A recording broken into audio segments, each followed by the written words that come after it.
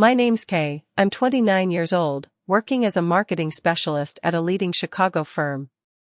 I never imagined that an ordinary Tuesday morning could flip my entire life upside down. One moment, I was standing in the conference room confidently presenting our quarterly projections to the executives. The next, a sharp, blinding pain shot through my skull and the world around me dissolved into blackness. When I finally opened my eyes, I found myself lying in a stark white hospital bed, surrounded by the rhythmic beeping of machines. A doctor walked in with a clipboard, glanced at my chart, and said carefully, "We called your emergency contacts, your parents, they said they'd come, but..." He stopped mid-sentence, awkwardly shifting on his feet. I didn't need him to finish. They never showed up.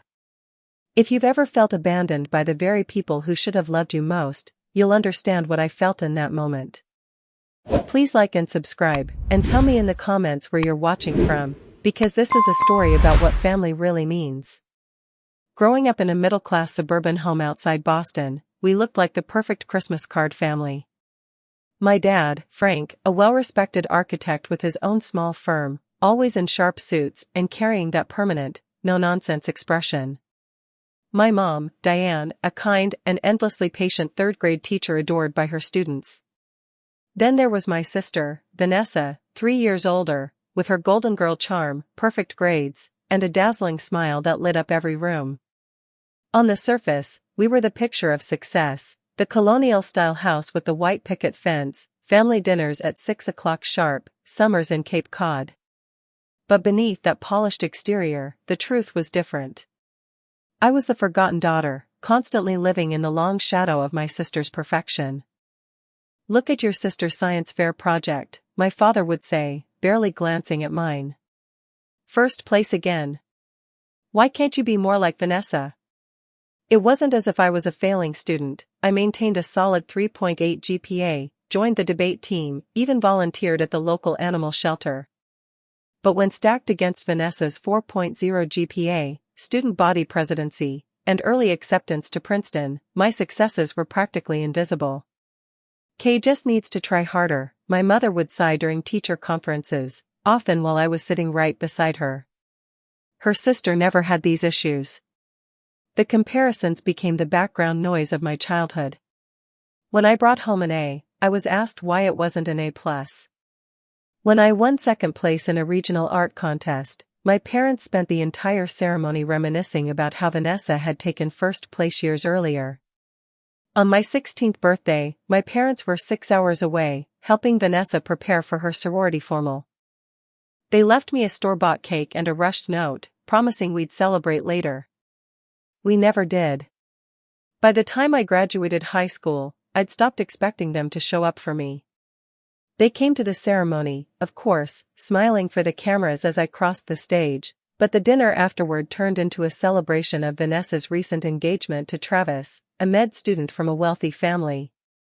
My acceptance into Northwestern University in Chicago barely got a nod. "Chicago's so far away," my mom frowned. Vanessa stayed closer to home. My father finally said, "It's a good school, just not Princeton."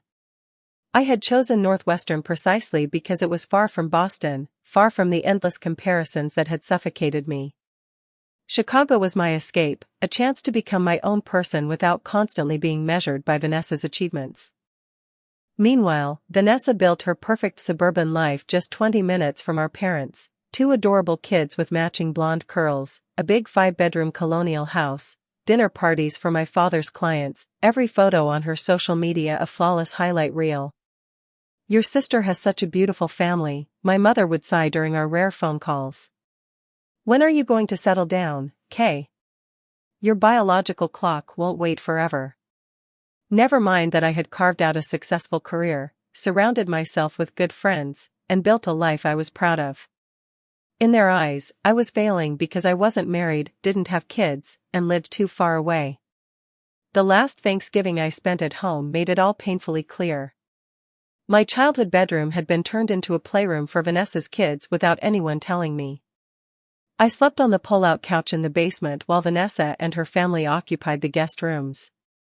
"We figured you wouldn't mind," my mother said casually, noticing my stunned expression.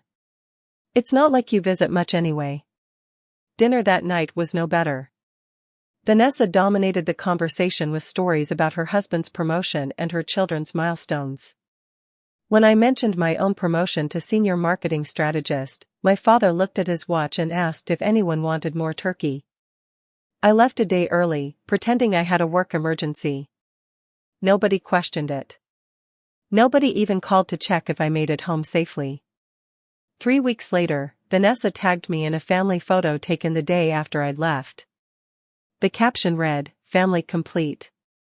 As if my absence wasn't just expected, but preferred. That was when I finally accepted the truth: I would never be a priority to them. I could keep breaking my back for their approval, but it would never be enough. So, I stopped trying. I threw myself headfirst into the project, 16-hour workdays, skipped lunches and dinners, and a steady diet of caffeine and stubbornness. The headaches that had once been occasional now demanded prescription medication just to keep me functioning. Sometimes, when I stared at spreadsheets too long, my vision would blur and the letters would smear together, but I brushed it off as I strained and kept going. The morning of the big presentation, I woke to the worst headache I'd ever felt, a vice-like grip of pain that made the soft glow of dawn feel blinding. In desperation, I doubled my medication, stood under a near-boiling shower hoping to loosen the tension in my neck, then forced myself into my best power outfit, a charcoal gray suit paired with a silk blouse that had cost almost half my month's rent. "You look awful," Olivia whispered the moment I walked into the office. I'd applied my makeup carefully to hide how pale I'd become, but apparently it hadn't fooled her. Olivia had joined the firm just 3 months earlier as a junior copywriter, yet she'd somehow become the closest thing I had to a real friend at work. "Are you sure you're up for this?" she asked gently. "I'm fine," I lied, trying to sound confident as I organized my notes. "Just nerves. This account means everything." At exactly 10 a.m., the North Star executives filed into our conference room. Richard, my manager, did his usual smooth introduction, and I stepped to the head of the table. My slides glowed behind me as I launched into our carefully crafted strategy for revitalizing their brand. But 15 minutes in, the room tilted. The faces staring back at me melted into a single blur, their features warping like wax figures under a heat lamp. I gripped the table edge, hoping no one would notice. As you can see from the demographic analysis, my voice sounded distant, like it belonged to someone else. A fresh spike of pain lanced behind my right eye, white-hot and merciless. I remember reaching for my water glass, hearing my name called in rising alarm, feeling my legs buckle as if the floor had given way, then nothing but blackness. There were flashes after that. Voices shouting above me. A ceiling sliding past as I was wheeled somewhere. The wail of sirens. A paramedic's voice asking questions I couldn't answer. Olivia's worried face, pale and hovering in my peripheral vision. BP's dropping. Start in 4. "Ma'am, can you tell me your name?" I tried to speak but my mouth wouldn't cooperate. The pain spread everywhere, crushing my skull from the inside. Then, merciful darkness again. When I finally resurfaced, I was lying in a hospital bed. The lights were dimmed, machines beeped softly nearby, and an 4-line tugged at my arm. My mouth felt packed with cotton, and the searing pain had dulled to a heavy throb. A nurse noticed me stirring and came over. "Welcome back," she said warmly, checking my monitors. "You gave everyone quite a scare. I'll let the doctor know you're awake." "What happened?" My voice was hoarse and faint.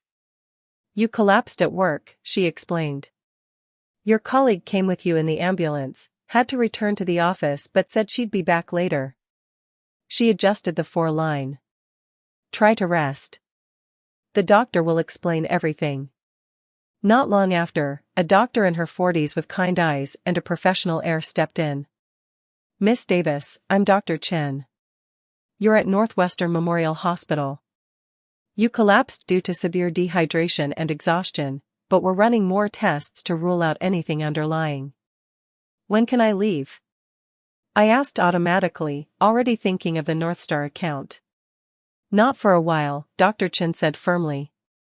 Your body's sending you a message, and you need to listen. We contacted your emergency contacts, your parents. They said they'd come but haven't arrived yet. Something cold settled in my stomach. Of course they hadn't come. I wasn't sure why I'd even listed them, maybe habit, maybe some fragile, childish hope that in a real crisis they'd finally show up. They live in Boston, I said quickly, as though the distance explained it. Dr. Chen's expression suggested she understood more than I was willing to admit. Well, you're not alone. Your colleague Olivia seems very concerned, and you'll have excellent care here. As she outlined the tests and medication, I felt strangely detached. Part of me had always wondered what would happen if I truly needed my family. Now I knew, nothing. They wouldn't be there. The hospital room became my new world, beeping monitors, bland meal trays, the squeak of nurses' shoes on linoleum floors. Time no longer revolved around deadlines but around shift changes and medication schedules. The first day passed in a medicated haze of half-dreams. When I woke more clearly the next morning, Olivia was sitting in the visitor's chair, scrolling on her phone. She looked up and smiled when she saw I was awake. "Hey, sleeping beauty," she teased gently, setting her phone aside. "How are you feeling?" "Like I got hit by a truck," I muttered, trying to sit up. My head spun at the effort. "What happened with the North Star meeting?" "Seriously?" She rolled her eyes. "You literally collapsed and got rushed to the hospital, and you're worried about the presentation?" "It was important," I insisted weakly. Richard wrapped it up. "The North Star people were concerned about you, sent flowers, actually." She nodded toward a modest bouquet on the windowsill. "Richard, on the other hand, wants to know when you'll be back because, and I quote, the timeline's tight." "Sounds like Richard," I mumbled with a faint smile. "I brought you a few things," Olivia added, placing a tote bag on the bed, pajamas, toiletries, my phone charger, even the novel from my nightstand. "Hope you don't mind, I used the spare key you gave me." The simple gesture made my throat tighten. Here was a woman I'd known for only 3 months showing me more care than my own family ever had. "Have my parents called the hospital?" I asked, though I already knew the answer. Olivia hesitated. "I'm not sure. The nurses would know better than me." "It's fine," I said quickly, masking the sting. "They're busy. Boston's far." "It's a 2-hour flight," she replied, a subtle edge creeping into her voice. "But I'm sure they have their reasons." We both knew exactly what those reasons were, but neither of us said it aloud. The week that followed in the hospital felt endless. Recovery from brain surgery, Dr. Patel reminded me, was a marathon, not a sprint. "You'll need support once you're discharged." "Do you have someone who can stay with you?" he asked. I nodded vaguely, unwilling to confess that I didn't know who that might be. Olivia showed up early that morning, having taken a personal day to sit with me before the operation. She came carrying a small duffel and a determined, cheerful smile. "I brought entertainment," she announced, unpacking magazines, a travel chess set, and her tablet stocked with movies. "Figured we'd keep you distracted until they wheel you in." Her deliberate normalcy was exactly what I craved. We watched a rom-com, played a few rounds of chess, she won easily, and avoided talking about the looming procedure until a hospital volunteer arrived with pre-surgery paperwork. "Next of kin?" the volunteer asked, pen poised. Olivia and I exchanged a glance. "Put me," she said firmly, taking the clipboard. "I'm her emergency contact now." The simple act of solidarity burned my eyes with tears. "You don't have to do that," I whispered. "Obviously I do, since some people don't understand what family really means," she muttered, scribbling in her details.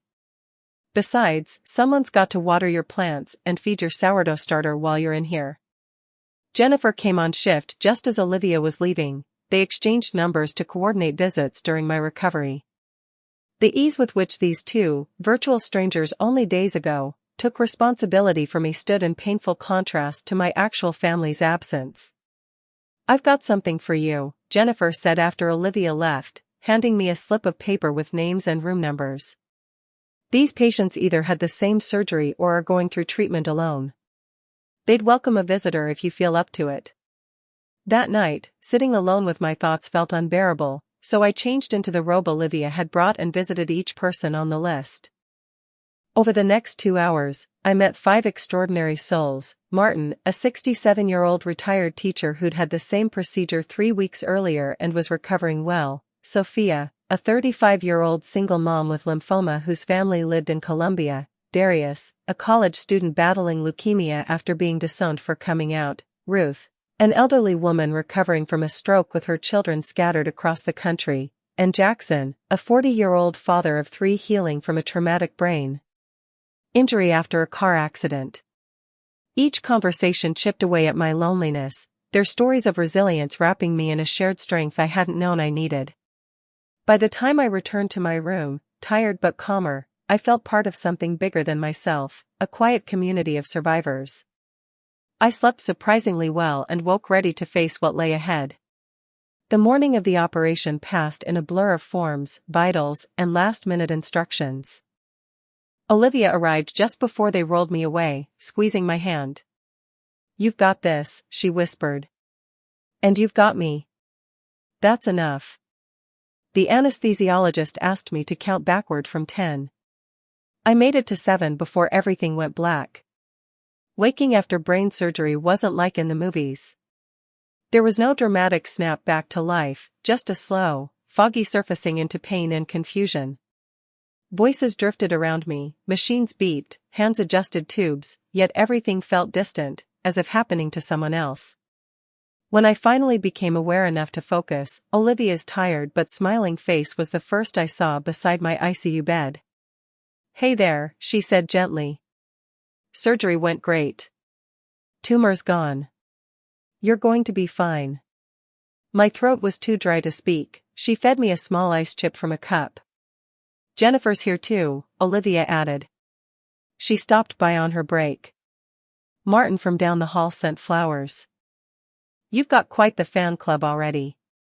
A nurse checked the monitors and assured me that everything had gone according to plan. The next 3 days passed in a medicated haze: pain, brief lucidity, constant monitoring. Olivia came daily with small gifts and updates. Jennifer stopped whenever her workload allowed. On day 4 I was moved to a regular room, weak, bandaged, but finally clear-headed. Dr. Patel brought good news. The tumor had been fully removed, benign, and my outlook excellent. That evening, as I picked at my first real meal in a week, my phone, which I'd mostly ignored, began vibrating wildly. 17 missed calls from Dad. 22 from Mom. 26 from Vanessa. And 1 text from my father: "We need you. Answer immediately." Another message followed: "Your grandfather's in the hospital. Stroke. He's asking for you." I stared at the screen, stunned.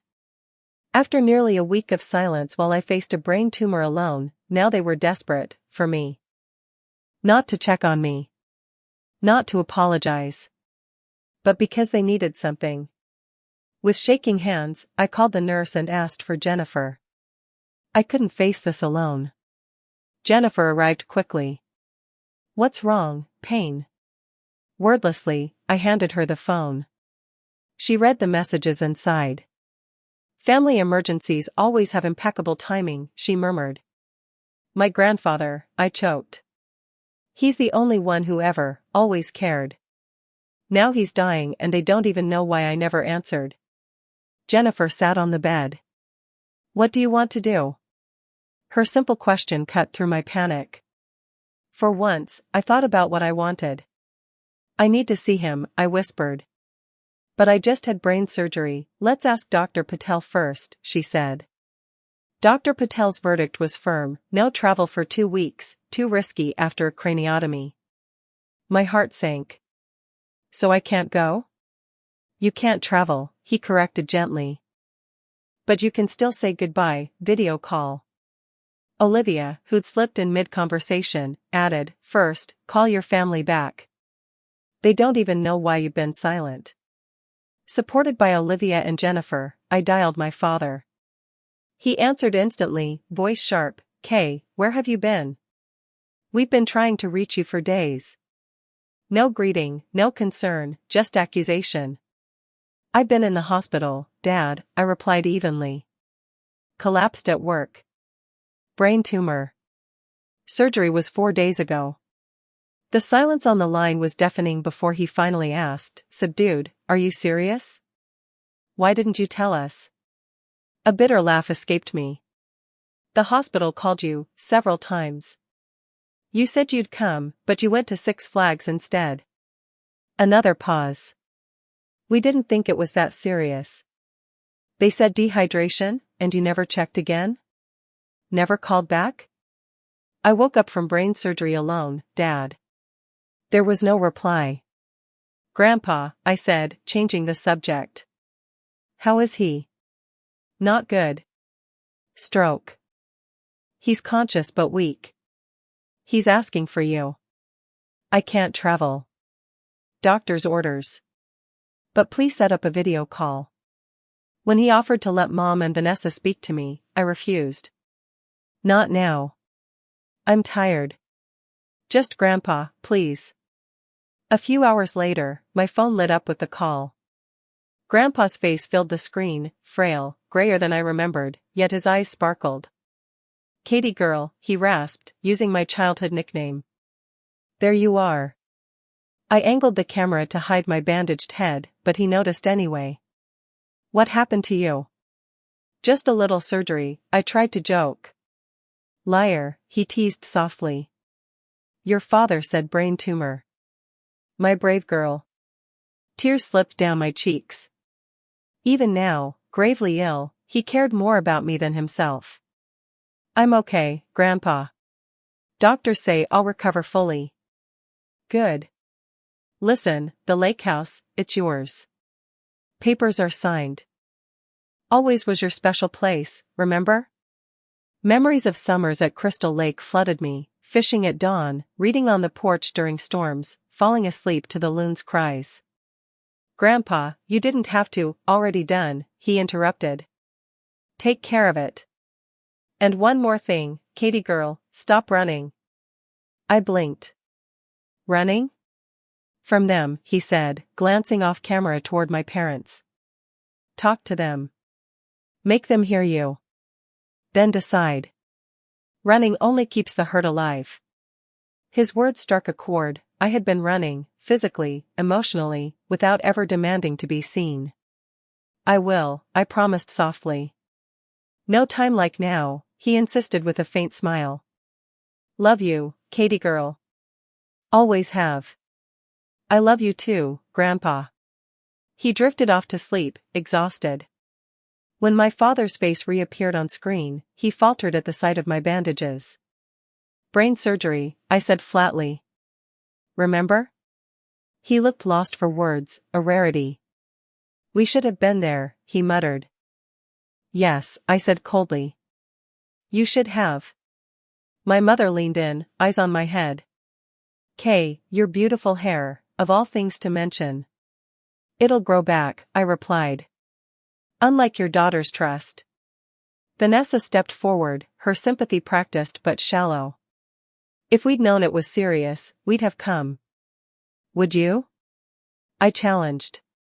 The hospital called. That should have been enough. Instead, you posted about Family Day without drama while I waited to hear if I had cancer. Vanessa flushed. I didn't mean, yes, you did. You've always been happier when I wasn't around to ruin your perfect picture. Dad tried to defend them, we made a mistake, but we love you, do you? Because love means showing up.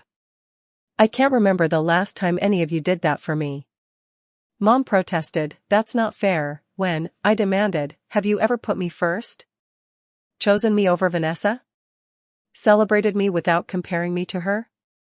The silence that followed was answer enough. I'm hanging up, I said.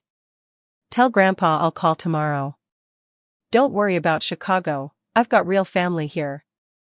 I ended the call and shut the phone off, strangely lighter for having spoken my truth. Olivia returned with ice chips. How'd it go? Exactly as it needed to, I said.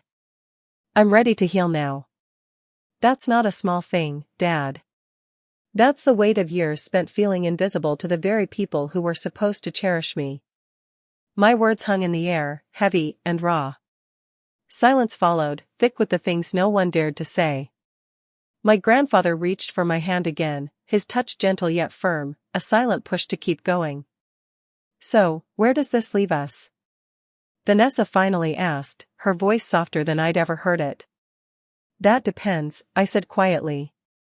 I'm not asking for grand gestures or rehearsed apologies. I need change. Real change. I need to be seen for who I am, not compared to Vanessa or measured against your expectations. I need my efforts recognized without someone else's shadow hanging over them. I need to be a priority sometimes, not just an afterthought. We can try, my mother whispered, tears streaking her cheeks. We want to do better, Kay. We love you. Maybe you do, I said, my tone steady. But love without respect, without effort, without showing up when it counts, that's not enough anymore. Grandpa's heart monitor beeped as he shut his eyes, the conversation clearly exhausting him. That's enough for today, I said, standing carefully. Grandpa needs to rest, and so do I. Olivia and I are staying at the Hampton downtown. I'll visit again tomorrow. As I moved toward the door, my father spoke, his voice unusually humble. Will you give us a chance, Kay? To prove we can change, to be the family you deserve? I paused with my hand on the doorknob. I'm not making promises, I replied. But I'm not running anymore, either. That's a start. 6 months later, I stood on the dock at Crystal Lake, watching the sunset scatter gold and crimson across the rippling water. Recovery had been slow but steady, setbacks here and there, yet overall progress that surprised even my doctors.